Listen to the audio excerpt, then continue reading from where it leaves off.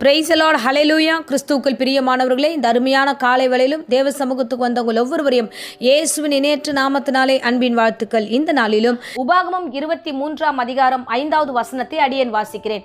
உன் தேவனாகிய கர்த்தர் உன்மேல் அன்பு கூர்ந்தபடியால் உன் தேவனாகிய கர்த்தர் அந்த சாபத்தை உனக்கு ஆசீர்வாதமாக மாற பண்ணினார். ஆமேன், ஹல்லேலூயா.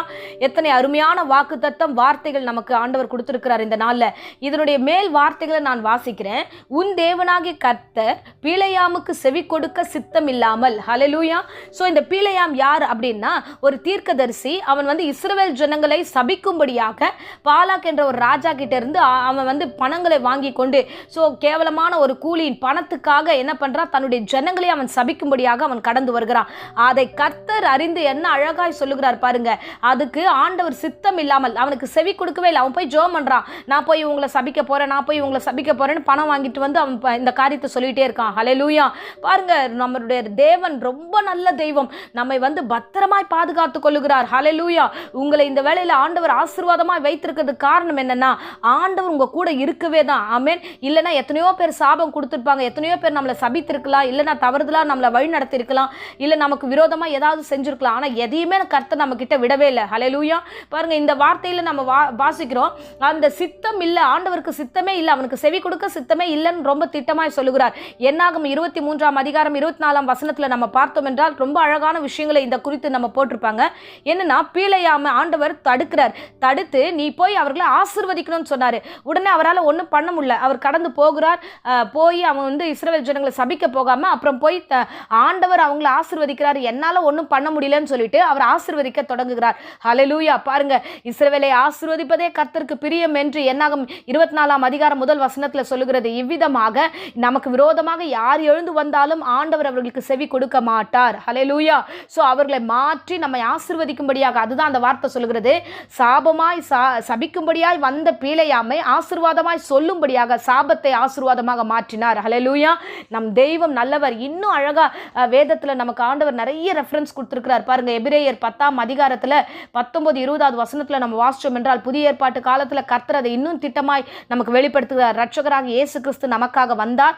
அவர் நம்மை ஆசீர்வதித்து தம்முடைய இரத்தத்தினாலே புதிய மார்க்கத்தை நமக்கு உண்டாக்கினார். ஹல்லேலூயா. நான் வாசிக்கிறேன். புதியதும் ஜீவனுமான மார்க்கத்தை நமக்கு உண்டு பண்ணினபடினால் அந்த மார்க்கத்தின் வழியாக பிரவேசிப்பதற்கு அவருடைய இரத்தத்தினாலே நமக்கு மிகுந்த தைரியம் உண்டாயிருக்கிறது. ஆமென், ஹல்லேலூயா. சோ இரத்தத்தின் வழியாக புதிய மார்க்கத்துக்குள்ளாய் கர்த்தர் நம்மை கொண்டு வந்து புதிய வழிக்குள்ளாய் கொண்டு வந்து சாபங்கள் எல்லாம் அவருடைய இரத்தத்தின் நிமித்தமாக ஆசீர்வாதமாக மாற்றப்பட்டது. ஆமென். ஆகையால திட்டமாய் இன்றைக்கு பேசுகிறார். உனக்கு சாபத்தை அல்ல, ஆசீர்வாதத்தை கொடுக்கவே கர்த்தர் பிரியமா இருக்கிறார். அந்த அன்பு, அந்த லவ், அதாவது உணர்ந்து பாருங்க. இந்த வேளையில இந்த வார்த்தைகளை நான் எழுதும் பொழுதும் சரி, இந்த பிரசங்கத்தை நான் பண்ணும்போதும் கர்த்தர் என் மீது வைத்த அன்பை குறித்து நான் மிகவும் நெகிழ்ச்சி அடைகிறேன். ஏன்னா, நான் பாவத்தில் விழுந்து ஒருவேளை மரித்து போயிருக்கலாம், இல்லை பாவத்திலே நான் உழன்று போயிருக்கலாம், சாபமான காரியம் என் தலைமையில இருந்திருக்கலாம். ஆனால் ஆண்டவர் என் மீது அன்பு வைத்து என்னை பாவத்திலிருந்து ரட்சித்து இந்த நாளில் ஒரு ஊழியக்காரியாக உங்க முன்னாடி நிற்க வச்சிருக்கிறார். என்னுடைய சாட்சியாய் நான் அந்த வேளையில ஷேர் பண்றேன். ஆண்டவருடைய ரத்தம் இல்லை, ஆண்டவருடைய ரட்சிப்பு இல்லைனா, ஆண்டவர் என் மீது அன்பு வைக்கலனா இன்னைக்கு நான் உங்க முன்னாடி சாட்சி சொல்ல முடியாது. ஹல்லேலூயா. கர்த்தர் பெரியவர். பாவத்தில் இருக்கிற பாவ சேற்றில் குழியில இருந்த என்னை மீட்டெடுத்தது போல இன்றைக்கு ஆண்டவர் உங்களுக்கு முன்பதாக ஆசீர்வாதமாய் கொண்டு வந்தது போல உங்களையும் கர்த்தர் ஆசீர்வதிப்பார். சாபத்தை ஆசீர்வாதமாய் மாற்றுகிற தெய்வம். அடியேனை சாபத்தை ஆண்டவர் ஆசீர்வாதமாய் மாற்றினார். இஸ்ரவேல் ஜனங்களுடைய சாபத்தை ஆசீர்வாதமாய் மாற்றினார். இன்றைக்கு பிரசங்கத்தை கேட்கிற அருமையானவர்களே, உங்கள் சாபத்தை ஆசீர்வாதமாக மாற்றும்படியாக கர்த்தர் கடந்து வந்திருக்கிறார். புதிய ஜீவனும் மார்க்கத்தை உங்களுக்கு உண்டு பண்ணும்படியாக அவர் தம்முடைய ரத்தத்தை சிந்தி புதிய வழியை நமக்கு ஏற்படுத்தினார். ஆகையால நீங்க தைரியமா இருங்க.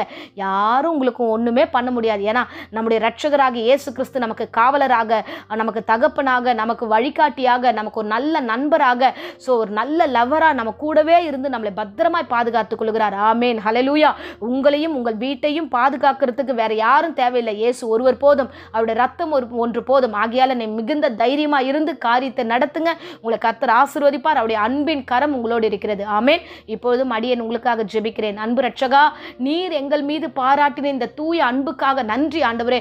அப்பா, நன்றி நன்றி நன்றி ஆண்டவரே. இந்த அன்புக்கு கோடான கோடி ஸ்தோத்திரம் ராஜா.